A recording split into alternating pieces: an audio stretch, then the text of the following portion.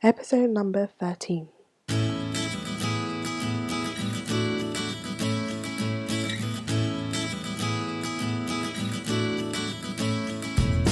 You are listening to the More Than a Lawyer podcast with your host, Janine Esbrand. I'm here to help lawyers and mums to thrive in their careers and motherhood. I share tips, strategies, and inspirational conversation with awesome women to help you reduce the struggle in your juggle.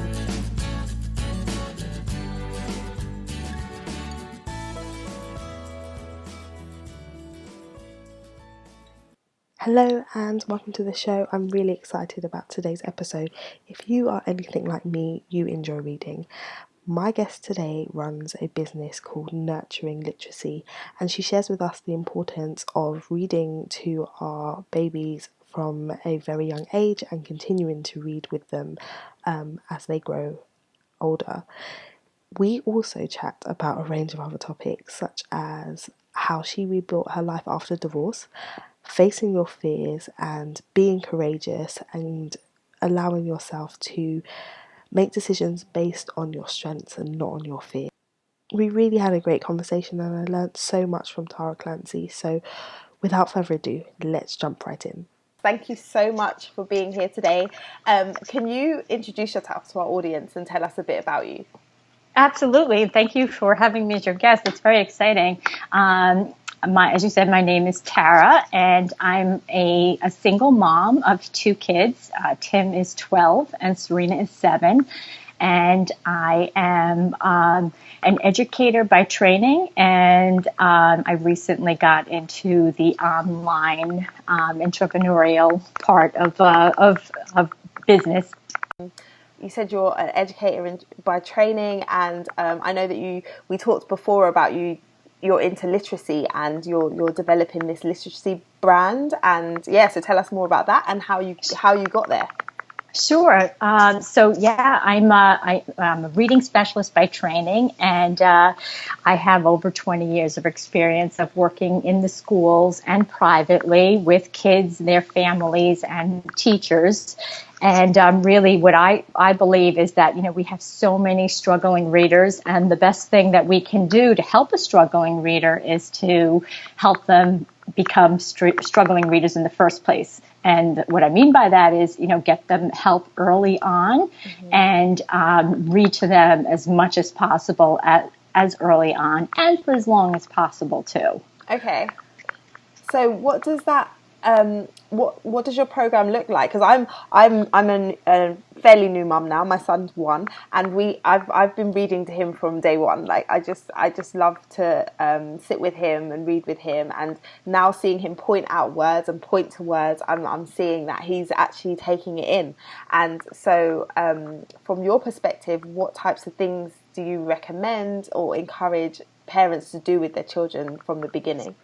Well, that's exactly what I would encourage a young parent to do, young moms and young dads. Just, when you are reading from books, you're first of all just instilling in the child that great warm feeling that comes from sharing that literacy act. You're also teaching them things like directionality about the book. You hold a book a certain way. The letters, the words should look a certain way. You turn the page a certain way. All of those are pre-readiness things.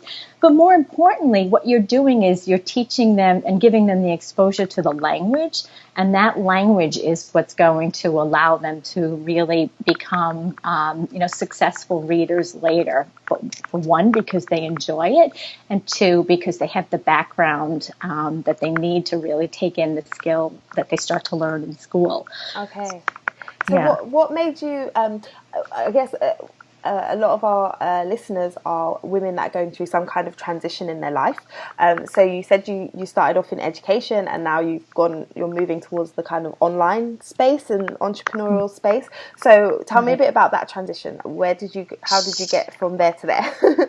Yeah. So I guess I would back up even a little bit more to just give you the bigger picture. Yeah. So my transition really kind of started about probably 6 years ago. I had been married, somebody I met when I was 15, and so, you get married and, you have children and stuff. And And sometimes it works out great. You see that couple, 80 years old walking along hand in hand, and it's like, oh, that's so lovely. And then other times it's not like that. So for us, it was not like that.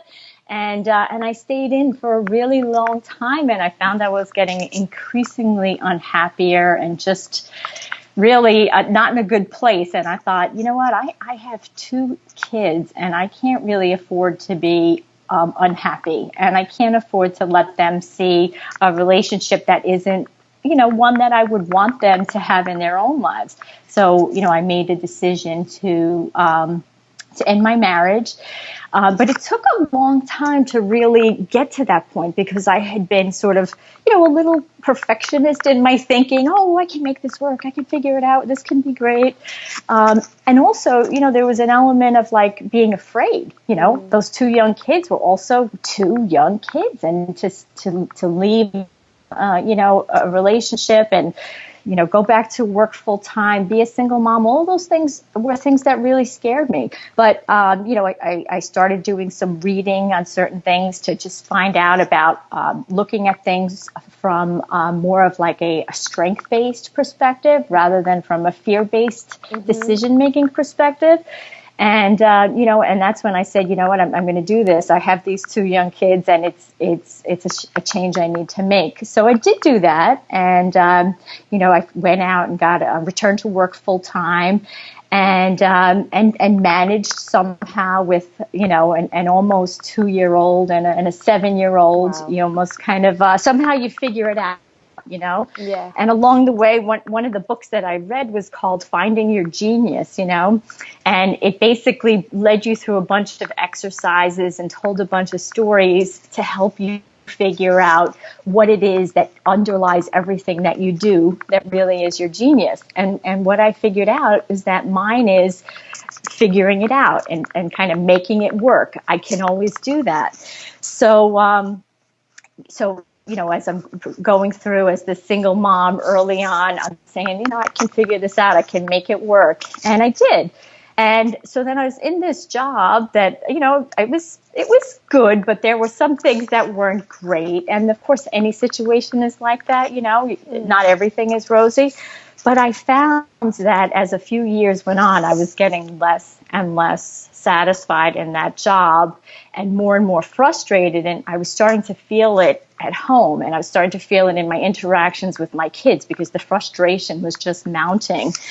And I didn't want to leave, though, because I didn't want to give up my health insurance and, and that kind of thing.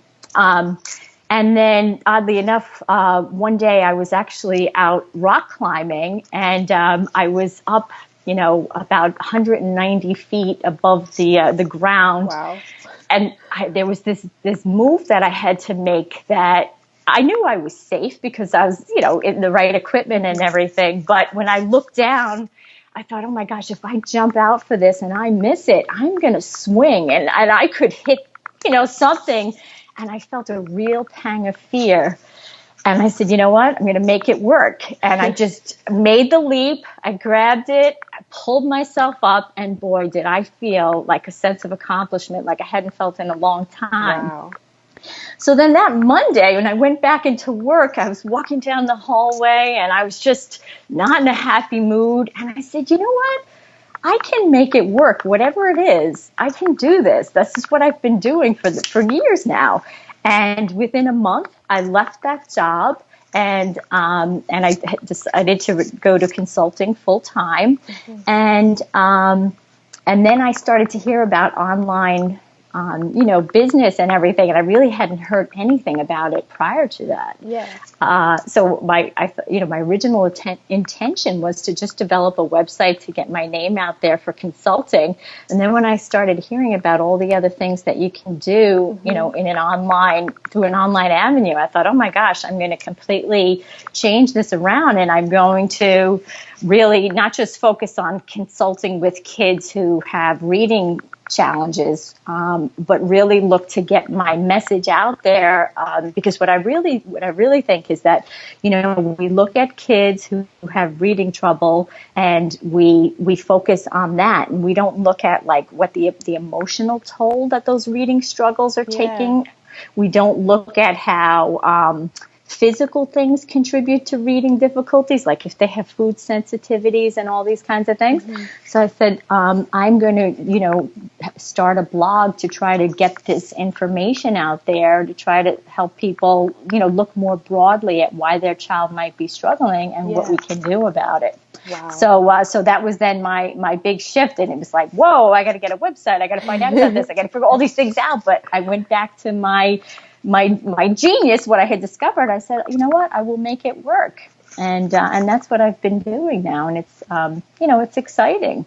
I that approach is just so amazing. I follow the Marie TV by Marie Forleo, and I was a student in her B school, and one of the things that she talks about, she's a life coach and business coach, and one of the things that she talks about is the fact that everything is figure outable. Like that's one of her mantras. So you just talking about that just reminded me of what she said, and it's so true. If you have that mindset that I'm going to figure this out, you absolutely will figure it out. And I agree with 100%. And I think it's when you can get over that fear-based decision mentality and shift to the other side of saying, no, I can do it. I can figure it out somehow. That's when all of a sudden everything changes, because, twice I've been in the situation of making decisions from a fear-based perspective. And, even the second time when I was, staying in that job, I didn't realize until after the fact. I was like, you know what? I'm doing the exact same thing that I did in my marriage. I'm staying in this job because I'm afraid to leave it. I'm not, and then all of a sudden when I realized that, I said, Jesus, I will figure it out, and so it really, it's amazing when you get to that, that place where you start thinking from a strength-based perspective. Yeah. And then it's good to remember too that you can get sidelined, and then have to, kind of get yourself back to that place again. It's, I think, that endless roller coaster, those up and downs of life, you know. But it's like each time you go through something, you acquire more, more experience, more skills, and a stronger mindset. So even if you do go through some experience that kind of throws you for a loop, you can often get out of it and get back on track more readily. Because you remember that you've done it before, and exactly. so it worked out last time, so it will work out this time. Exactly. And I think you talking about the fear, but then the courage that you gained when you just said, right, I'm just going to do it. I think a lot of the time in relationships is hard, and the fact that you went from being in an unhappy marriage to then now being a single mom, that's a major shift. So for you, other than the challenge of now having to do things by yourself, were there any other challenges that you experienced that you maybe didn't anticipate when you were thinking about making that shift? Not that comes to mind immediately. I mean, the funny thing when I did make the shift was so many people would say to me, like all of a sudden new people come into your life, like childcare people and just new friends, because you move and you have different situations. And so many people would say to me, well, wait a second, you just moved, you have a brand new job, you're in a divorce, and you have young kids, and you seem happy, and I would go, well, yeah, because the overall stress and junk that comes from a bad relationship was gone. So even though there were other stressors, it was less than it had been. Yeah. So so I think that that made it a little bit easier. So the reason that I mention that is because sometimes when you're trying to decide, geez, how would I end up being able to make it work, you also think a bit of there will be changes and there will be some losses, but there will be gains too. And for me, one of the big gains was not having all that conflict every day in my life. And it really did give me back a lot of time and energy that had been going down the tubes in the marriage. It gave me all this time and energy to really get to bring to every day. So, I think that's another thing to think about, like we said, like, moving from fear-based decision to strength-based decision making, and also thinking about, yes, I will leave some things behind, but I will also gain some things if I make this transition. And that's true with, leaving a marriage, becoming a mom, right? Any transition. Yeah, absolutely. Exactly. Yeah. Sorry, carry on. No, I was just going to say, and my sister is, she's due with her first baby in just about, at the end of the month. And so she's all, in that, she's super excited, but she also recognizes there'll be things that will be completely different, Yeah. But, those early days of motherhood are just a shock. And I don't think anyone can prepare you for them. Because I remember saying, nobody told me it was going to be like this. Nobody told me it was going to be this hard. But then I thought to myself, actually, even if they did tell me, I wouldn't have fully appreciated what it was until you actually go through it and you actually live it, and you don't really get it. I agree with you 100%. People can say how you won't get any sleep, and you go, oh, really? You don't get and then all of a sudden, what that means. Yeah. So tell me a bit about your kids and like how you're juggling. So now that you're running your own business, your kids are a little older. So how are you managing the juggle with being, I guess, in their lives, they've probably got loads of stuff going on as a 12 and 7-year-old, and then your business, and then the stuff you do for you. How do you juggle that? Yeah. Well, the funny thing is, I think life was a little bit easier when they were younger because, they would be in after school programs, and things like that. But I found as they were getting a little bit older, I just felt like I needed to be with them more. And that was part of why I made the transition to this kind of work as well, because this gives me the flexibility that I really want and need. Like every morning I'm home now to be able to make them breakfast, and just do different things, or I can set up my schedule to work in a different way so that I do have that time with them. I mean, if we think about, being a mom, we were just talking about the jolt that you experience when you become a new mom. Seriously, with the 12-year-old now, I say all the time, like, hands down, the easiest part of being a mom for me was having an infant, because it's, you know what they need, right? They need to be nursed, they need to be changed, they need to be held. They maybe need a little sleep, and then they're good, right? But the older they get, the more complex the needs get, and the more varied the demands get. And so it's like sometimes you think, oh, they're older now, so it's a little bit easier. But in my case, I think they're older now, and it's more challenging because it's more than just time, Yeah. So that's one of the things that I really, really appreciate about having this flexibility with this kind of work, to be there more for them and to be able to go to school events, and volunteer at certain things. It really does make a huge difference. Yeah, and I guess that's a good point to raise, the fact that at different stages of motherhood and in different stages of your journey, the challenge is going to be different. So things are going to shift, and I've experienced that in a short space of time as a mum, that as soon as you start getting used to something and you think you've got it all figured out, it just changes.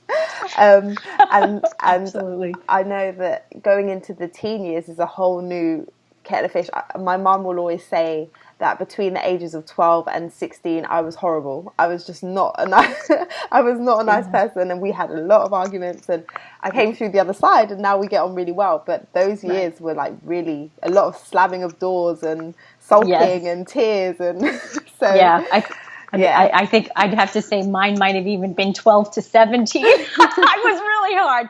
And when my son starts giving me flack now, I think, okay, here's my payback. Exactly. And now I know what my parents went through, But you're right. It is the ever-changing landscape. You like, who is it? Buddhism. In Buddhism, that they say the only constant is change. That's the only thing you really can be sure of. And certainly parenting it's true in parenting.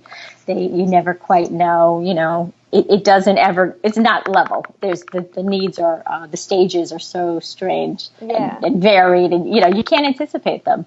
And I think it's a good idea to acknowledge that things will change, because if you're in a mindset that, you know, let's not get comfortable with this because things are going to shift, then when it happens, you're not fighting against it, but you kind of go with the flow. And I think the same can apply for in your career, because when you start out in your career, you might be, you know, you make decisions about what you're going to do at a really young age, and you change along the way.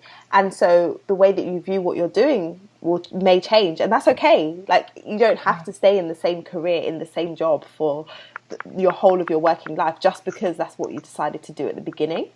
Exactly. It's okay to shift and move with it and develop and change direction if necessary. Yeah, absolutely. And I think you hit the nail right on the head. Like, I think it's almost like the healthiest thing you can do, you know, to anticipate the change, you know, because if you do, you know, if you are thinking that one thing is going to just be a constant, you know, you really can get completely blindsided if it does indeed change. So yeah, if you just go with the flow, like you said, and you know, anticipate change. You know, you don't know what the change will be. Yeah. But you know, and then but to go back to what we were talking about before, you know, the figuring it out idea. Mm-hmm. When that change, you say, okay, there'll be changes, and I'll figure it out. You know, and no. That's part of like the challenge of parenthood and life in general, and it's also part of the reward to be able to say, hey, I did that. Kind of like when I did that climb, you know, got up that jump I was trying to get, and said, wow, you know, it was a great feeling. It was the same thing like when something happens with one of my kids, and one of them says something or does something in a certain way, you just say, man, you know, there's that feeling of accomplishment and pride as a parent that is like nothing else, you know. And so, thinking about the climbing, I think it's awesome that you do rock climbing. I tried it one time inside. It was like one of those climbing walls inside. I got stuck. Yeah. I got to the top and I just couldn't.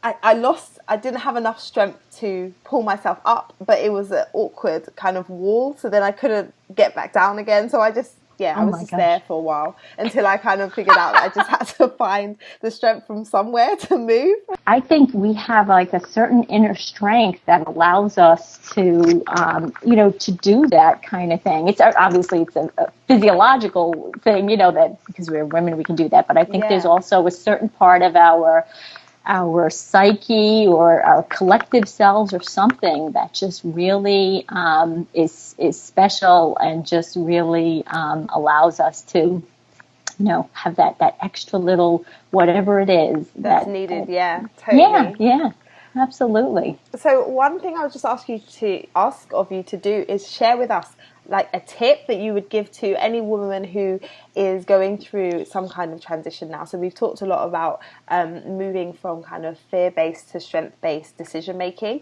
But is there anything else that you would encourage a woman maybe going through a similar journey to you in terms of going through a divorce, or someone who's just generally going through a change? Yeah, well, the biggest thing that I found helpful was journaling. And they kind of say that when you, if you journal about something 3 times, you kind of get the clarity that you need.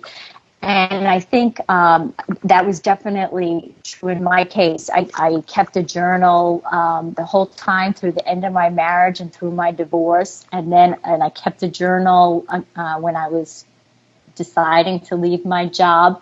And basically, you know, it comes with fear and anxiety and all those things. And so by journaling and just letting yourself get your thoughts onto the paper and out of your head, and then doing it again the next day and then a third time, it does give you, a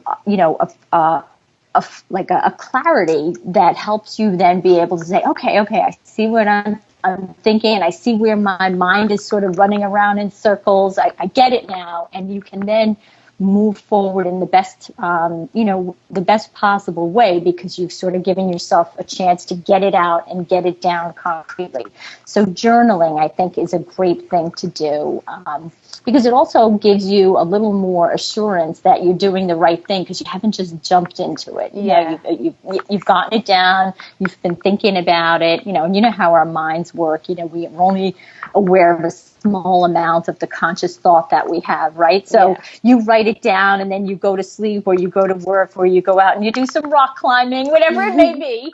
But it's still there in the back of your mind, and your mind is still massaging it and figuring it out, so that when you go and write it down again the next time, you bring so much more to it. And so that is really why I think journaling is an excellent thing to do in general, but particularly when you have it, you're at a transition point, because it really gives you the exercise that you need, the mental exercise to get your thoughts and your feelings together, really. Yeah, I love that. I've always kind of kept a diary. When I was younger, I kept a diary, kind of like a dear diary. I'd write what I did in the day, kind of thing. And then as I got older, it kind of turned into more like a prayer journal.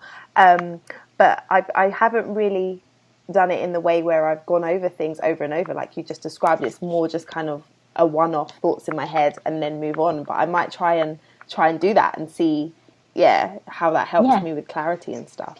Right. And especially like it is, when it is something that is troubling you, or something where you have to make a decision, that's because I have times too, or like, for example, I when I was pregnant with each of my children, I wrote journals to them that they could then, I could read to them to tell them what I was thinking at that point in the pregnancy and stuff. So those were the same thing, just that particular day, what was going on, what was my thought, because I wasn't feeling any kind of conflict or anything. But any point where I did have a lot going on, and I just was feeling sort of overwhelmed and trying to figure it out, then that was really where I found that journaling, several times on a topic to really help me out.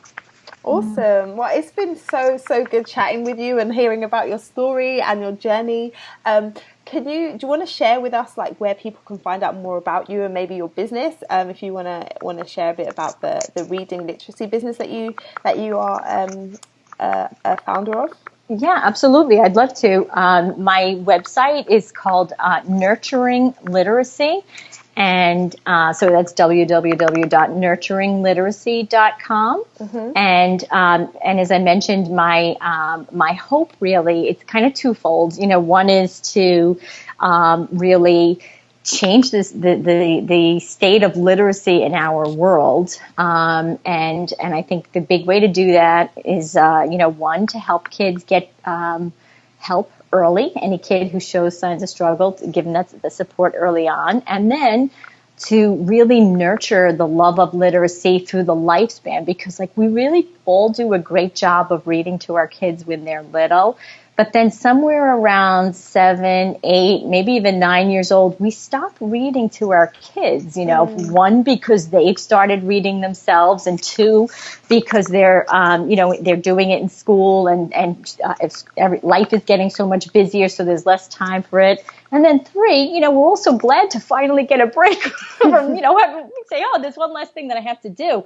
But that's also the same time when kids start to read less, for a few reasons. One is because their social circle starts getting wider, so they start doing more with friends.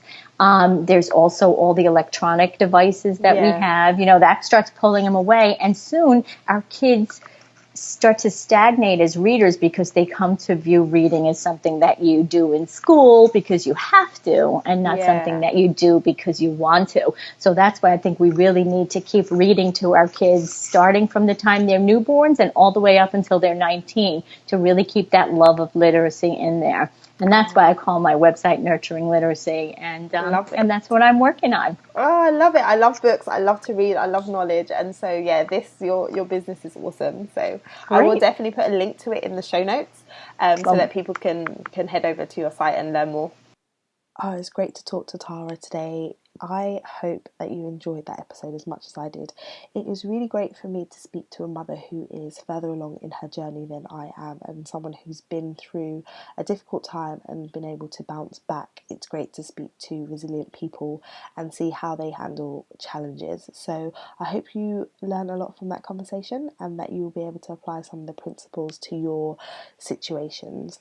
I will put a link to Tara's website in the show notes, and she's also provided a special resource page for my listeners, and I'll also put the link to that. So head over to lightboxcoaching.com/episode 13 so that you can view the show notes and you can get access to those links. If you are at a stage where you are trying to figure out how motherhood is going to integrate with your career and your work life, I would encourage you to head over to my site and sign up for my free training on how to have post-baby career success. You can sign up on the homepage of the website and you get access to the replay of a webinar I did last month, and it is going to give you some really great tips on how you can go about structuring things so that you can have career success after becoming a mum. Before I go, just a reminder to subscribe to the show and to leave a rating and review in iTunes so that more women just like you can find this show and join in the conversation. So until next time, look after you and look after your babies. Bye.